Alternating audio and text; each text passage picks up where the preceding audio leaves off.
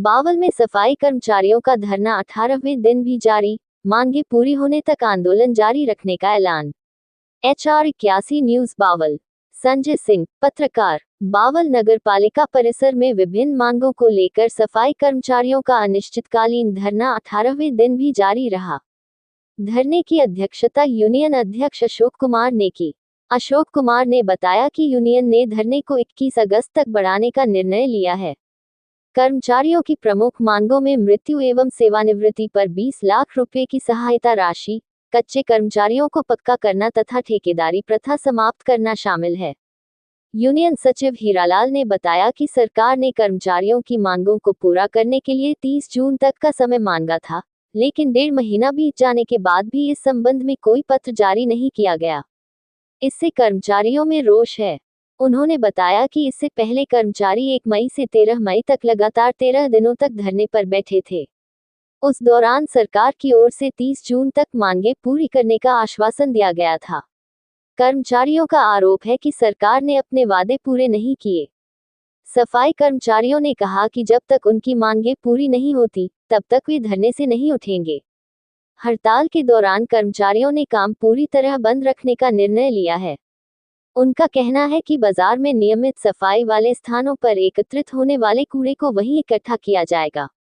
इस अवसर पर सुनीता, हीरालाल, अशोक कुमार, पूनम, उपप्रधान जवाहरलाल सिंह, बबीता, सीमा, सुनीता, कमलेश, रामा सहित अनेक कर्मचारी मौजूद रहे।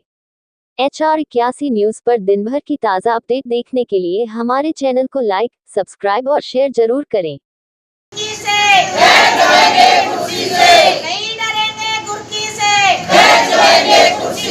अभी तो ली अंगड़ाई है, आगे और लड़ाई है। अभी तो ली अंगड़ाई है, आगे और लड़ाई है। एक पैर में जुत्ती है, ये सरकार झूठी है।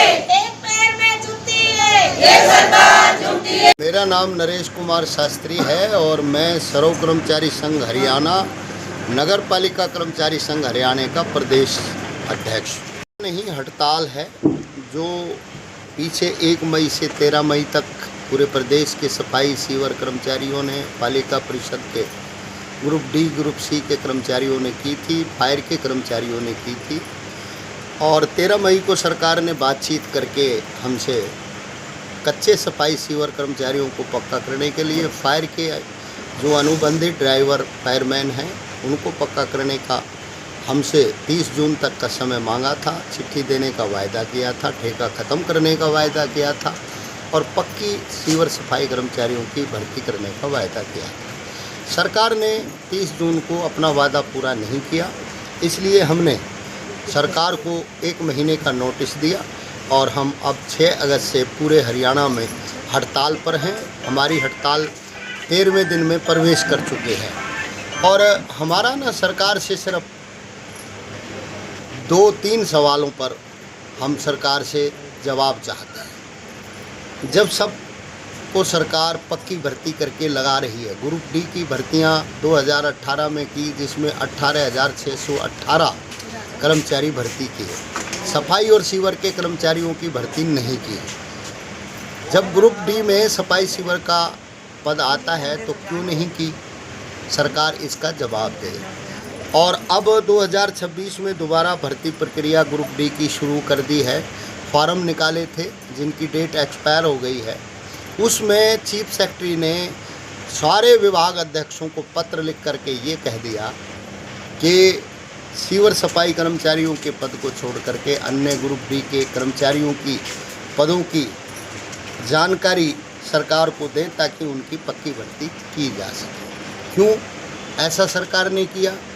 ठेका सरकार ने 2022 30 जून को ख़त्म कर दिया। हरियाणा कौशल रोजगार निगम एक नया ठेके का माध्यम बना दिया, लेकिन सफाई कर्मचारियों को ठेके से बाहर नहीं किया। आज भी नाइट शिपिंग में, स्वीपिंग में, डोर टू डोर में काम कर रहे हैं और कहीं 4,000, कहीं 5,000, कहीं 7,000 तनख्वाह, कहीं 10,000 तनख्वाह उनको दी जा रही है। किसी प्रकार का उनको चोट लगने पर, बीमार होने पर इलाज का फ़ायदा नहीं दिया जा सकता क्योंकि वो ESIC के मेंबर नहीं बनाए गए हैं, उनको कोई रिटायरमेंट बेनिफिट भी नहीं दिया जाता। कच्चे आदमी जो रोल पर लगे हैं उनको पक्का नहीं किया जा रहा, जबकि सरकार ने 2014 के घोषणा पत्र में पक्का करने का वायदा हमसे किया था। 12 साल में वायदा पूरा नहीं किया। क्यों नहीं सरकार करना चाहती? क्या प्रदेश का सफाई कर्मचारी इस सरकार में हक नहीं रखता? क्या सरकार का ये दायित्व नहीं बनता है कि समाज के सबसे गरीब व्यक्ति को वो न्याय दे? नारा तो देती है अंत्योदय का।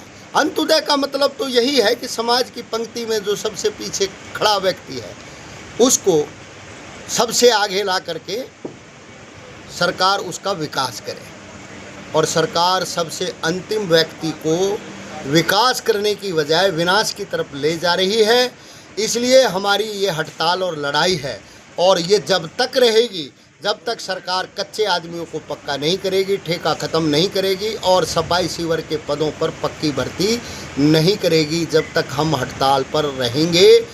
जेल जाने को तैयार हैं, लठ खाने को तैयार हैं, सरकार गोली मारेगी तो गोली भी खाने को तैयार हैं, लेकिन हक, अधिकार, समानता, बराबरी की इस लड़ाई को हम अंतिम सांस तक लड़ेंगे। मैं समाज से, जनता से एक बात कहूँगा, जनता पर जब किसी प्रकार की आपत्ति आती है, चाहे खुशी की हो या गम की हो, हम सबसे आगे बढ़ करके उनकी खुशियों में चार चांद लगाते हैं, दुख के समय भी हम उनका सहयोग करते हैं। और महामारियों में सफाई कर्मचारियों ने काम करके बड़ा एक रिकॉर्ड ऑल वर्ल्ड में बनाया।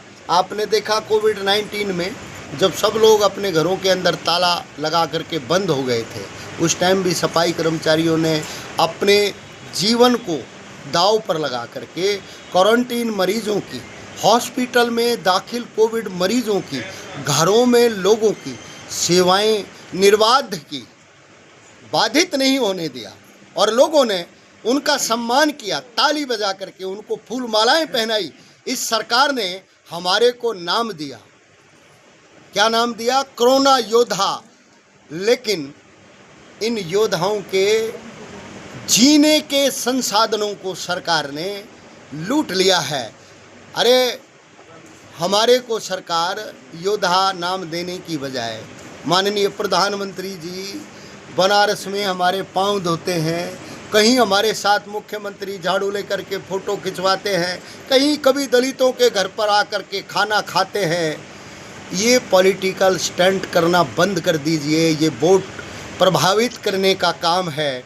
अगर हमसे प्रेम है तो हमारे लिए तो देश और विदेश, देश और प्रदेश के लोकसभा और विधानसभा में एक कानून बना दीजिए कि कोई सफाई कर्मचारी कच्चा नहीं, पक्का लगाया जाएगा और सारे सफाई कर्मचारी पक्के किए जाएंगे। हमारा जीवन बदल जाएगा और हम हमेशा हमेशा इस फैसला करने वाले राजनीतिकों के कृतज्ञ रहेंगे। जब तक बंद रहेगा, जब तक सरकार हमारी मांगों को पूरा नहीं करेगी।